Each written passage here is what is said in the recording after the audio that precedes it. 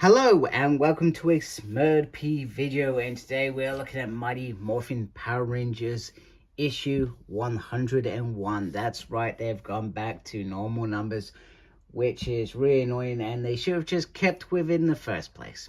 No idea why comics always do that. It's like they feel like they get more. Maybe they do, I don't know. But maybe they feel like when they go to number one, everybody goes and buys them. But that's not the case nowadays. We've seen so many over the years that you get your regular buyers that will still be buying it and just get irritated by that stuff, and then you may rope in a few new people, but the point is you almost ruin that number. And now, lucky for me, me personally, I kept buying the legacy issues, so when they reverted back to this number, literally I sold my 1 to 21 of Mighty Morphin, 1 to 21 of Power Rangers, and then I've just got Mighty Morphin Power Rangers 1 to 101. So I've decided to go with so I'm being a bit more picky these days with the covers. I was just going with cover A, and obviously with Legacy I went with whatever that came out as. But with these, I've decided to go with this cover, and it has a Ranger. In this one in particular is Aisha, and they've kind of done this weird sort of half morph thing, which is pretty cool. So let's open it up. So there's lots of variants, as you can see on the side. Now, Power Rangers and Boom Studio are notorious for variants.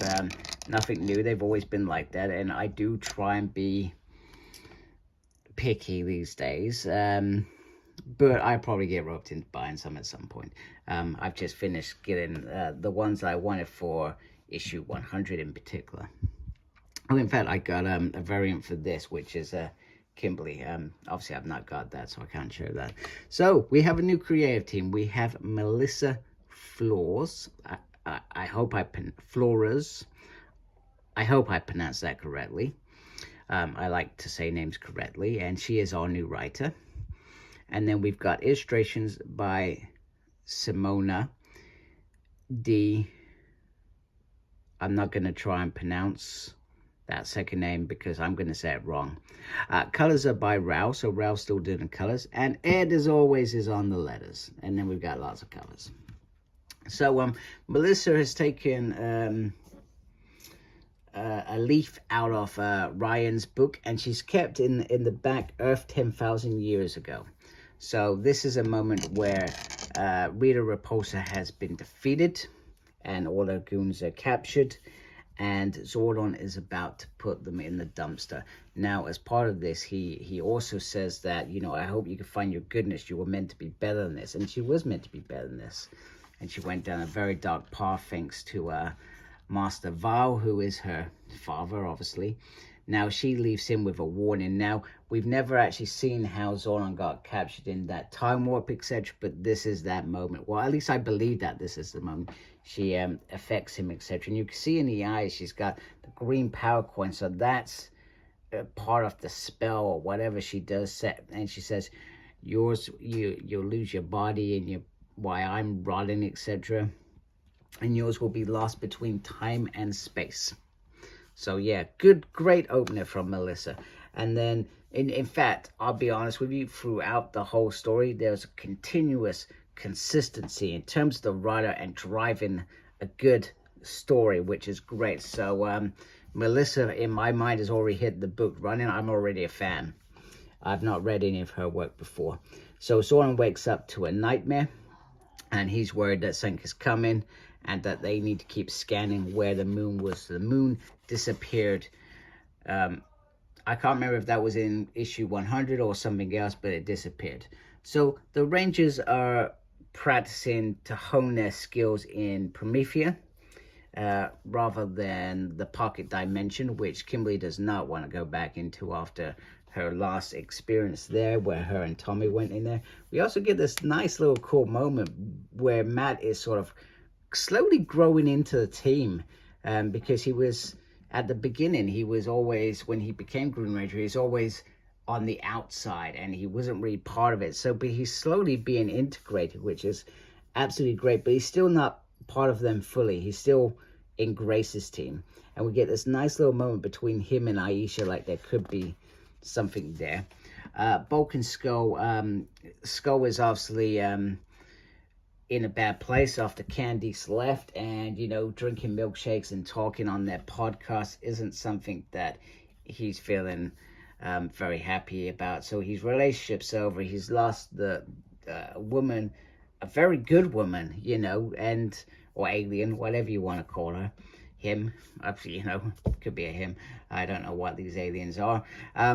And he's struggling to get over it. And meanwhile, the moon just pops up all of a sudden. Kim and Matt have a moment talking about he wants to go out with Aisha. Is it weird? And she's like, I thought as you and Tommy have been dating, does that... And she's like, well, no, we're friends, crack on. I do like that.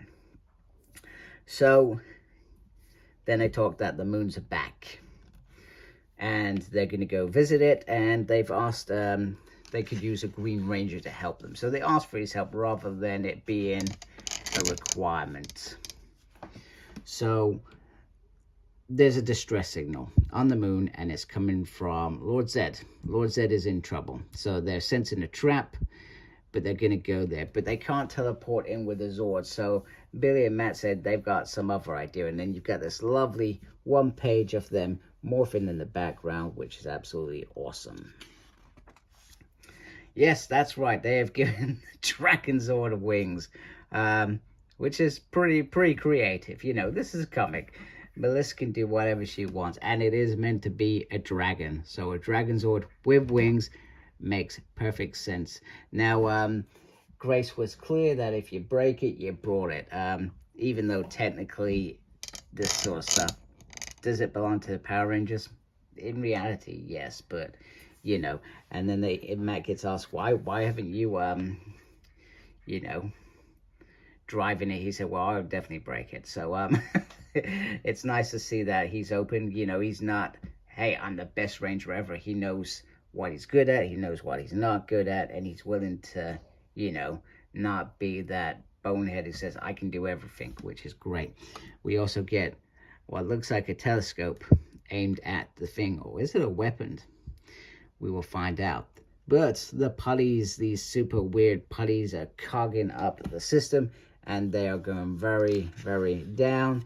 And they crash. So they're in a bad way. They get out and they see all these putties heading towards them. And they think that Goldar is leading them.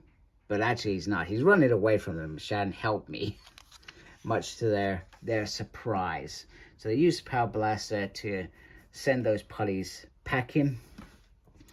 And then Goldar sort of, before he knocks out, he says she's going to kill Lord Zed.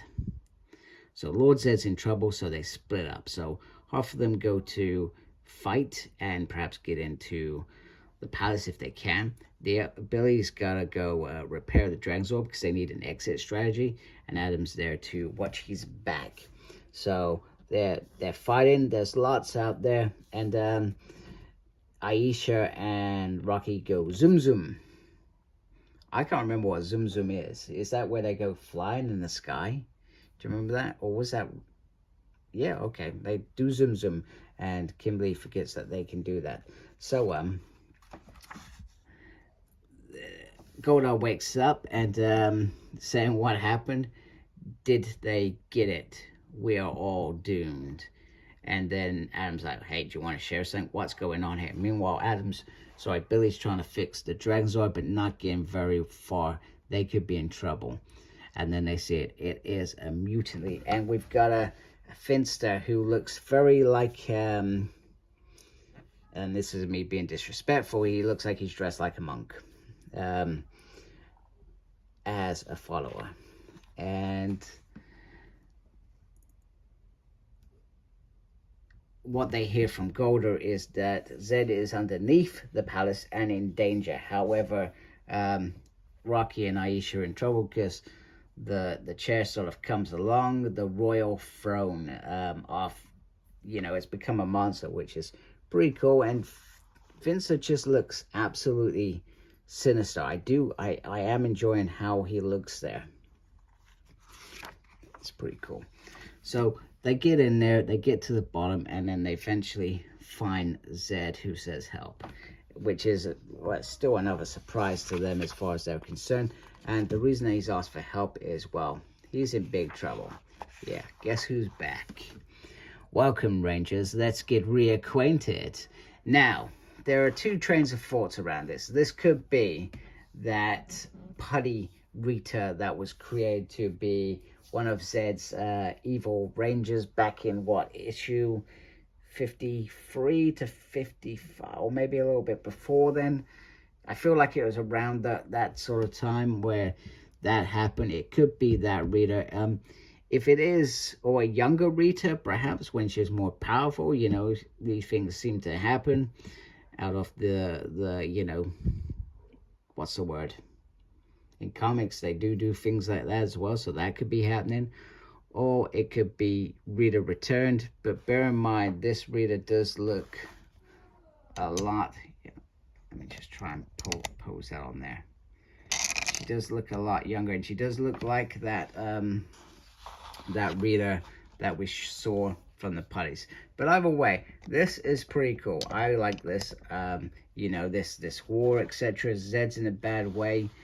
And let me just zoom out a little bit. And he's got all these green wires poking out. So, you know, there is some fabulous artwork in this.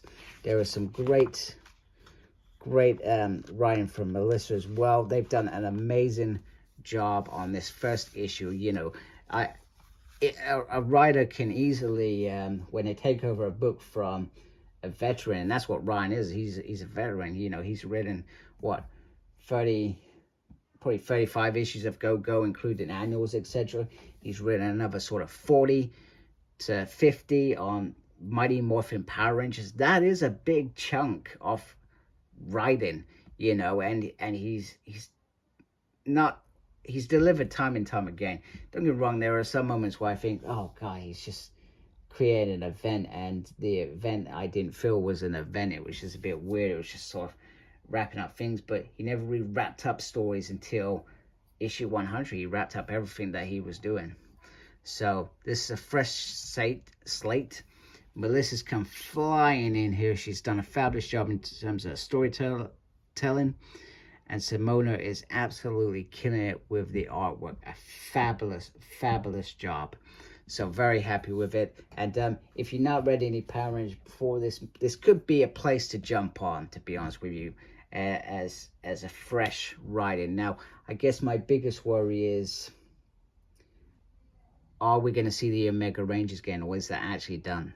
At this point in time, I feel like it could be done, but we will see with 102. If 102 continues the story, which I hope it does, but I hope that they do the story of these Rangers, and then perhaps they do a story of the Omega Rangers. I feel like that could work as well. I always felt like they could have easily just done a spin-off Omega Rangers. Easily could have done that. Anyway, hope you like my video. If you do, please subscribe to my channel. Really appreciate that. Make sure you look after yourself. Very important these days. And as always, embrace geekiness. Take care. Goodbye.